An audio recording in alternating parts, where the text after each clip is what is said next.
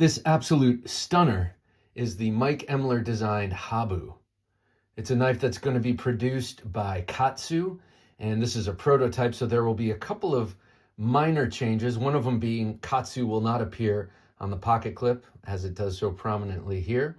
And I can't remember what else it is. Sorry, Mike, but they're very minor indeed. It will come in 4 different beautiful carbon fibers like this dark gray, black, and white version. There will be Mars Valley, which is beautiful, and the Arctic Storm, I think, the blue fat carbon fiber, and a yellow one, I believe, yellow and black.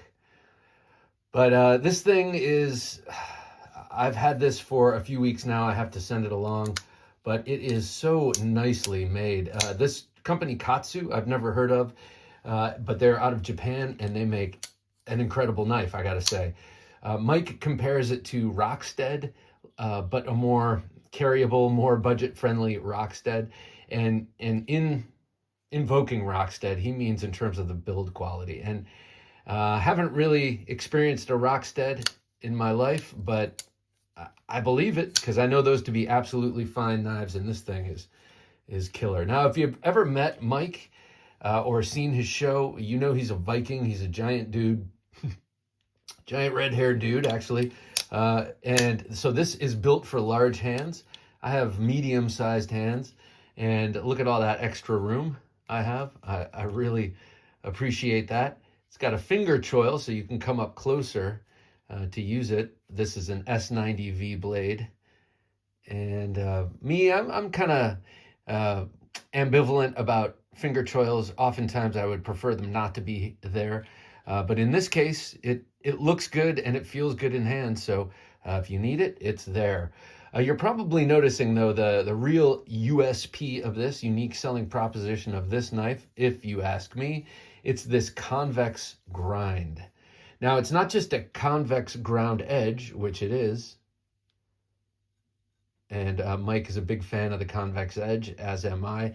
But it's the entire blade is convex. You can probably see it's nicely rounded and radiused, the whole bevel here.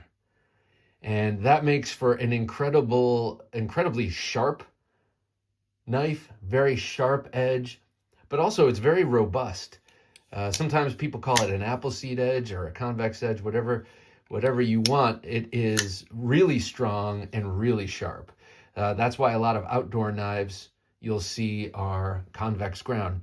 Bark River knives, that's all they do are convex grinds, as far as last I knew. Beautiful bolster lock here, and you have contoured titanium on the bolsters. And I'm presuming that says Habu, but I don't know. Maybe it says Emler. I'm not sure. But everything's contoured really nicely. Look at that. And just a stunning design and execution from this company, Katsu.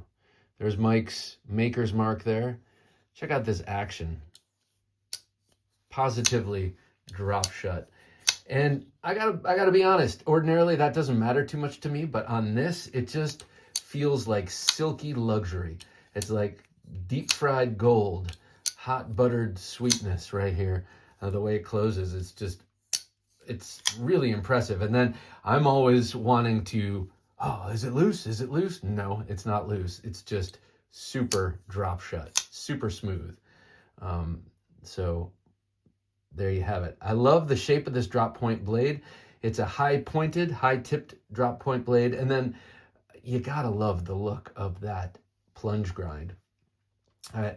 And if I'm not mistaken, that's pretty much only achieved through this kind of convexing of the main bevel without getting a secondary line coming down here to differentiate from the bevel to the plunge grind, if that makes any sense. I'm pretty sure it does. And you can see that the way the edge terminates here at the choil, far in front of that plunge grind, you're going to have no issues when you're sharpening it, kind of bumping up against this or that. Now, it's no mystery why it's created like that. Mike has a business called Crazy Sharp, and he sharpens knives. And I've had one done by him.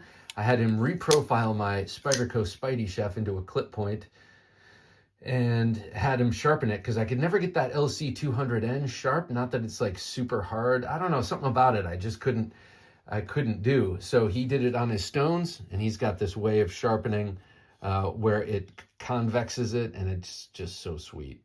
So now my Spidey Chef is razor sharp, thanks to Mike. And all of this is very much well considered. That distal taper, and then how it flows into this convex grind is so cool. It feels good in hand too, just to do this. Is this your kind of knife? This sort of luxury knife? I mean, this is luxury, but super robust luxury. And I have a lot of faith in this company just from this build. This is a little off center. Maybe it is a little loose. Let me see. Hang on. Don't go nowhere. Let me see if I can find, yep. All right. Let me tighten this up a titch. Now, I'm not sure if this is do it gently.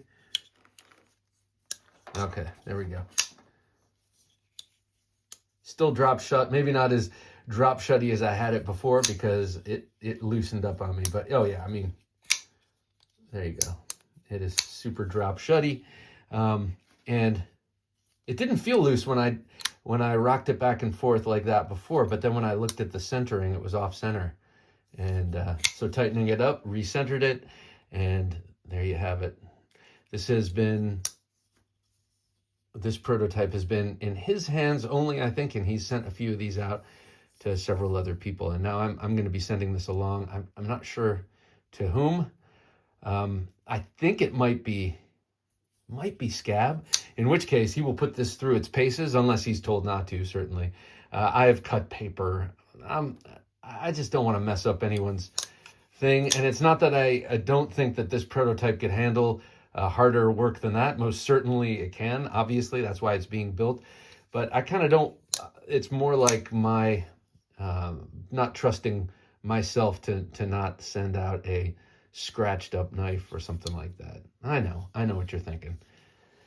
I know what you're thinking. Don't be such a wuss and just use the damn knife. But it's not my damn knife. And I'm just showing you so you can know that it's coming and know that there will be a pre-order for it, and know that there will be 4 different varieties of fat carbon fiber you can choose from, and that, you know, this is pretty much what you're going to get. I think the spine is going to be slightly crowned. The Katsu will not be there.